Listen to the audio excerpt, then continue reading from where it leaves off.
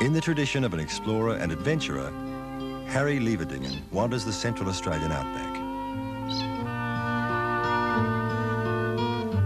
He seeks the solitude of this profoundly evocative land with camels as his only companions. For this expatriate Canadian, the outback is a unifying experience, one that must encompass knowledge and understanding of animals as well as the terrain. I came to Australia about 12 years ago. I landed in Melbourne, spent a year there, and it was similar to Canada, so it was quite beautiful. Only it was cold, so I left. I don't like the cold weather. I came up to Alice Springs, and I met a man called Salih Muhammad, an old Afghani man, and I spent quite a bit of time with him learning about camel saddles and about camels. And through him I met a lot of other people who were into camels, people who've been with camels for years, and everybody shares that information, and so I got stuck into them. And eventually I got 4 of my own, and it just was a learning experience. I spent a long time making my own saddles and side pads. It's quite a lot of work involved. It's sort of like a labor of love, really. It's another craft in itself. There's a lot of things I like about the camels. They don't destroy the environment because they have pads on their feet. They sort of eat the local tucker, you know, the parkinellia and other native things, bushes, but they don't destroy it. And that's what I really like about them. That's the main thing. They can carry quite a lot of baggage. They have a pace when you walk with them. I prefer walking with the camels than riding them. It's quite rough riding them. And they can walk up to a water hole and you see birds and animals, and they're part of the environment. It's been said...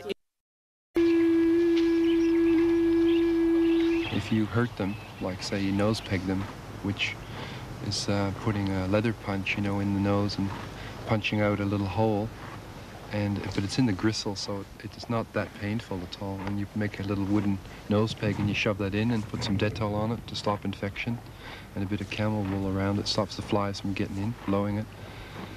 And when you're doing that, that's a hurt, and that camel remembers. And sometimes when you've got it, you think you've got it trained and broken in, it sort of gets even by kicking you, or it tries to bite you. Harry has lived in Alice Springs for 6 years, yet the initial yearnings of adventure that led him to this country are still fresh and exciting. He acknowledges that there are still many remote areas of the outback he has yet to trek and explore, so he has no plan to settle elsewhere. Not born Australian perhaps gives Harry a perceptive edge and a fuller appreciation of the land. He views the strength, subtleties and harshness of the outback through the eyes of an adventurer and romantic. His feelings about the wilderness are expressed through his silversmithing, carving and craftwork. He fossicks the desert for interesting pieces of dry bone, feathers, stones and minerals that will later be incorporated into unique works of art. Through his unconventional approach to life, Harry tries to fully experience the spirit of the outback wilderness. And through his crafts and art, he tries to capture these sentiments and emotions.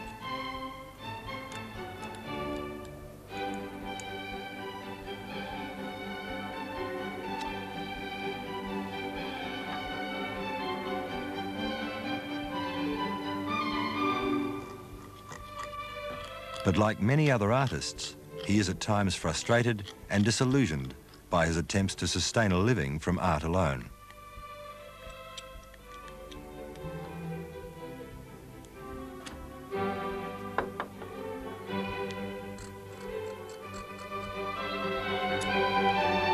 Harry's workshop is a collector's haven, stacked with desert acquisitions and hoarding. With a recent one-man exhibition of his work held at Alice Springs, his talents are slowly being recognised throughout the outback.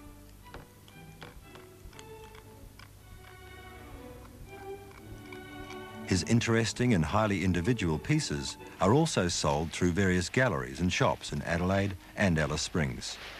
Well, I try and go to really remote areas, but out bush in the centre here, usually a week at a time.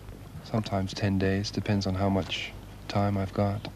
Usually load up with a lot of dried foods and that, take my rifle and get the odd rabbit for Tucker, and live off the land a little bit, but it's pretty harsh land, so you have to bring your own food, especially water, because the rock holes are usually dried up, and the bores, a lot of bores, there isn't sweet water. It's sort of a salty, brackish water which goes right through you, and it's a bit rough.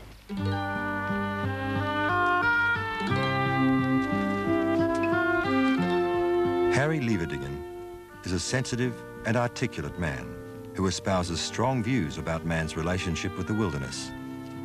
For him, the wilderness is a complete aesthetic experience,